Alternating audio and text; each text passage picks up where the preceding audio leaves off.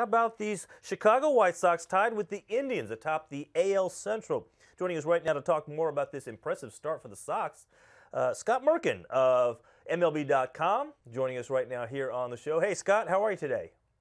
How you doing, gentlemen? Just like everyone expected, White Sox in first place and in May, right? Yeah, absolutely. Exactly. Of course, of course. Let's begin with, overall, this team, we thought going into this season, especially after the offseason that they won in a lot of people's eyes, that this was going to be a rebuilding season, or at least certainly a period of rebuilding.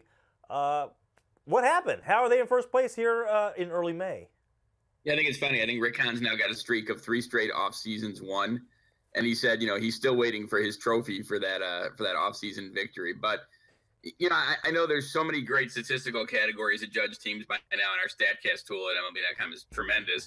But I think you could tell there's something more than stats going on with this team in spring training. And just being around these guys for, 42 of the 47 days during spring training, you could see kind of the pressure was off. The last 2 years, the team was expected to, be in some form of contention.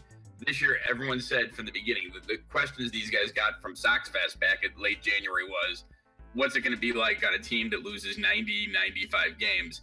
And there's a lot of accomplished veterans on this team, along with some good young talent already there. So to me, I didn't know they'd be in first place in May, but I did not think this was going to be the quote-unquote, tank rebuild team. I thought this team was going to be pretty competitive, even though you traded away maybe the best pitcher in baseball going right now, and Chris Sale, arguably one of the top 2, and Adam Eaton, who's a great offensive and defensive contributor under great control, a lot of energy from him.